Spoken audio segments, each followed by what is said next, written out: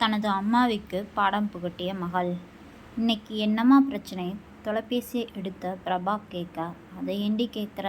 எனக்கு மருமகள்னு வந்திருக்காளே ஒருத்தி, அவளும் அவ சமையலும். இன்னைக்கு அவள் ஒரு ரசம் வைக்கிறேன்னு சொல்லிட்டு வச்சா பாரு, வாயிலேயே வைக்க முடியல. ஆனால் உன் அப்பா அவளை பாராட்டி தள்ளுறார் என்று அம்மாவின் பொறுமலை பொறுமையாய் கேட்டவள், அம்மா நீ பேசாமல் கொஞ்ச நாள் இங்கே வந்து தங்கிட்டு போ என்றழைக்க வேதாவுக்கும் பெண் வீட்டில் சென்று தங்கலாம் என்று தோன்றியது. அம்மா ஊரிலிருந்து வந்தது களைப்பாய் இருக்கும். இந்தா காஃபி குடி. பிரபா சொல்லி கொண்டிருக்கும் போதே கோவிலுக்கு சென்றிருந்த பிரபாவின் மாமியார் வந்தார். அடடா வாங்க, எப்போ வந்தீங்க? நல்லா இருக்கீங்களா என்று வேதாவின் அருகில் நாற்காலியை இழுத்து போட்டு அமர்ந்து கொண்டாள். அவளுக்கும் காஃபி எடுத்துட்டு கொண்டு வந்து கொடுத்தாள் பிரபா. பிரபா, எனக்கு இன்னைக்கு காஃபி கொஞ்சம் அதிக தித்திப்பாக குடித்தா நல்லா இருக்கும்னு தோணுது. நான் கொஞ்சம் சர்க்கரை சேர்த்துக்க போகிறேன், உனக்கு எடுத்துகிட்டு வரவா என்று பிரபாவின் மாமியார் கேட்க, நீங்கள் இருங்கத்த, நான் போய் சர்க்கரை டப்பாவே எடுத்துகிட்டு வந்தாள். அன்று இரவு உணவுக்கு சப்பாத்தி தயார் செய்தாள் பிரபா. ஆனால் வேதாவால் அதை கடிக்கக்கூட முடியவில்லை. குருமாவின் சுவையும் ஒன்றும் பிரமாதமாய் இல்லை. பிரபாவின் கணவனும் மாமியாரும் சப்பாத்தியை குருமாவில் ஊற வைத்து ஏதும் சொல்லாமல் சாப்பிட்டனர். ஏனோ வேதாவுக்கு மருமகள் பூஜாவின் மிருதுவான சப்பாத்தியும் சுவையான காய்கறி சப்ஜியும் மனதுக்குள் வந்து போனது. மறுநாள் பிரபா காலை உணவுக்கு இட்லி செய்ய கல் போன்ற இட்லி வேதாவின் தொண்டையில் இறங்க மறுத்தது. எல்லோரும் அமைதியாய் சாப்பிட வேதாவால் பொறுக்க முடியவில்லை. இதுங்க எல்லாம் எப்படி போட்டாலும் சாப்பிடுங்க போல என மனதுக்குள் பொறுமியபடியே தண்ணீர் குடித்து குடித்து இட்லியை உள்ளே தள்ளினாள். பிரபா அடுத்த முறை இட்லிக்கு ஊற போடும்போது 2 ஸ்பூன் வெந்தயம், 1 கைப்பிடி அவல் சேர்த்து ஊற போடுமா, அப்படி போட்டால் இட்லி இதை விட மிருதுவா மல்லிகைப்பூ மாதிரி இருக்கும் என் தோழி சொன்னா என்று சம்பந்தியம்மா மகளிடம் சொல்வதை கேட்ட வேதாவுக்கு இவங்க முன்ன பின்ன மிருதுவான இட்லியை சாப்பிட்டது இல்லையே என்று கேலி எழுந்தது. பிரபா, நான் சமைக்கிறேண்டி மதியத்துக்கு என்று அம்மா வர, இதை கேட்டு வேதாவுக்கு சிரிப்பதா அழுவதா என்று புரியவில்லை. வந்ததிலிருந்து ஒழுங்கான உணவை சாப்பிடாததால் மதியம் சீக்கிரமே பசித்தது. பிரபாவின் சமையலை சாப்பிட வேண்டும் என்று நினைத்த போதே மனதில் லேசான பயமும் வந்தது. எதிர்பார்த்த மாதிரியே ஒன்றில் கூட உப்போ காரமோ இல்லை. சமையல் இன்னைக்கு நல்லா அமைஞ்சு போச்சு பிரபா. அம்மா வந்திருக்காங்கன்னு நீ ரொம்ப சிரத்தை எடுத்து சமைச்சிருக்க என்றார் மாமியா. என்ன, இந்த வெண்டைக்காய் பொரியலில் ஒரு துளி காரம் இருந்தால் இன்னும் அருமையாக இருக்கும். தன் மகளின் கேவலமான சமையலை பாராட்டும் சம்பந்தியம்மாவை ஒரு மாதிரி பார்த்தாள் வேதா. ஏங்க, நான் சொல்றது சரிதானே என்று பிரபாவின் மாமியார் இவரையும் கேட்க வேறு வழியின்றி பலியாடு போல தலையாட்டி வைத்தாள். இங்கேயே இன்னும் 2 நாட்கள் இருந்தால் பசியில் செத்தே போய்விடுவோம் என்று தோன்ற மறுநாள் விடிந்தும் விடியாததுமாய் ஊருக்கு போயே தீர வேண்டும் என்று நினைத்தார் அம்மா. ஆனாலும் மகளும் அவள் மாமியாரும் காலையில் கண்டிப்பாக சாப்பிட்டு விட்டுத்தான் போக வேண்டும் என்று பிடிவாதம் பிடிக்க, ஐயோ இது என்ன கொடுமை என்று எண்ணிக்கொண்டே சாப்பிட அமர்ந்தாள் வேதா. அருமையான மசால் தோசையும் கொத்தமல்லி சட்னியும் பரிமாறினாள் மகள். தோசையை சுவைத்தவர் புரியாமல் மகளை பார்க்க, இவ்வளோ நல்லா சமைக்க தெரிந்த நீ ஏன் 2 நாளாக அவ்வளோ கேவலமாக சமைச்ச என்று கேட்டார். ஆமாம் என்று வேதா தலையாட்ட, எல்லாம் காரணமாகத்தான். நீ எனக்கு செல்லம் கொடுத்து கல்யாணம் வரை சமையல் பக்கமே விடல. கல்யாணம் ஆகி வந்த புதுசில் நான் இப்படித்தான் சுவையே இல்லாமல் சமைப்பேன். ஆனால் என் மாமியார் என்னை குறை சொல்லவே இல்லை.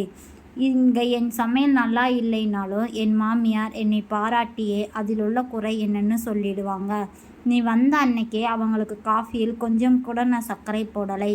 ஆனால் அவங்க அதை குறையா சொல்லாமல் இனிப்பாக குடிக்கணும் போல இருக்கு, கொஞ்சம் சர்க்கரை கூட போடுன்னு சொன்னாங்க. அதே மாதிரி நான் சப்பாத்தி பண்ணின அப்போது சாப்பிடும்போது எனக்கே அதில் உள்ள குறை தெரிஞ்சு சரி செய்துப்பேன்னு எதுவும் சொல்லாமல் குருமா ஊற்றி ஊற வச்சு சாப்பிட்டாங்க. நேற்று காலையில் இட்லி எப்படி இருந்ததுன்னு உனக்கே தெரியும்.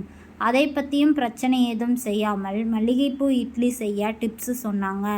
எதையும் நாம் சொல்கிற விதத்தில் சொன்னால் அதை கேட்குறவங்க மனசை கஷ்டப்படுத்தாது. மகள் தன்னை குத்தி காட்டுறோன்னு ஒரு கணம் தோன்றியது. அதை ஏன் இப்போ என்கிட்ட சொல்கிற? அம்மா என்கிட்ட கோவிச்சுக்காத. நீ பூஜா கிட்ட செய்கிற மாதிரி என் மாமியார் என்கிட்ட குறை காண ஆரம்பித்தாங்கன்னா நான் இங்கே இவ்வளோ சந்தோஷமாக வாழ முடியுமா என்று தன் மகள் அறிவுரை சொல்வது போல் ஈகோ எட்டி பார்த்தது வேதாவுக்கு.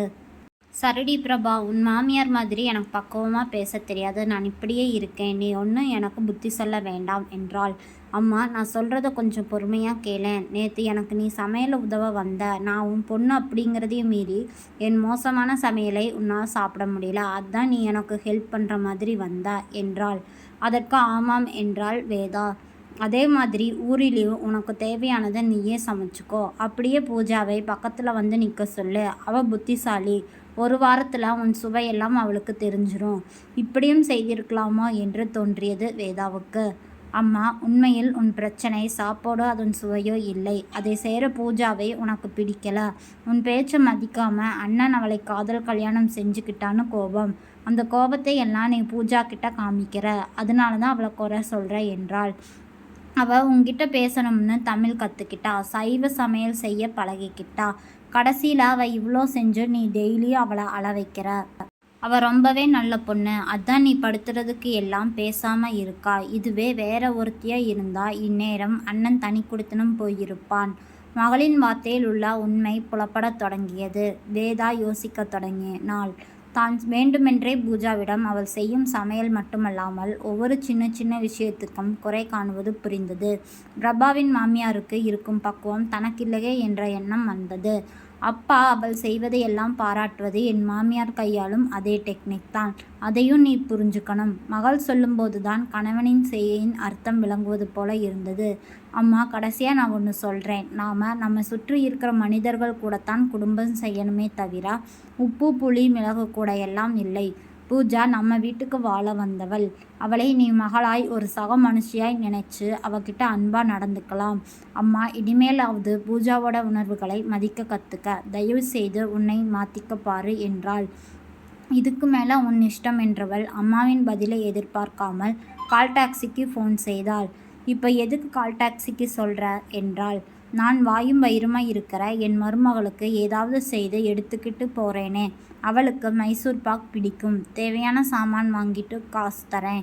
நீ வாங்கிட்டு வந்து தந்த பின்பு இனிப்பு கைமுறுக்கெல்லாம் செஞ்சு எடுத்துக்கிட்டு நாளைக்கு போகிறேன் என்று கொஞ்சம் குரலில் சொல்லும் அம்மாவை புன்னகை ததும்ப பார்த்தாள் பிரபா. அம்மா, உன் மனசு எனக்கு தெரியாதா? நீ ஏதோ குழப்பத்தில் இருந்த. அதான் அப்படி பூஜா கிட்ட நடந்துக்கிட்ட. நீ மனசு மாறி இப்படி ஏதாவது சொல்லுவேன்னு தெரிஞ்சுதான் நானே எல்லாம் ரெடி பண்ணி வச்சிருக்கேன். பிரபா சொல்ல முகத்தில் கிண்டல் வழியா, அச்சோ, நீ பண்ணினதா? வேணாம் வேணாம், என் மருமகள் பாவம் என்று வேதாவை தன் இடுப்பில் கை வைத்து பொய்முகத்துடன் முறைத்தாள் பிரபா. மகளின் முகபாவத்தை பார்த்த வேதாவுக்கு சிரிப்பு பொங்கியது. அதே சந்தோஷத்துடன் அவள் வீட்டிலும் இனி தொடரும்.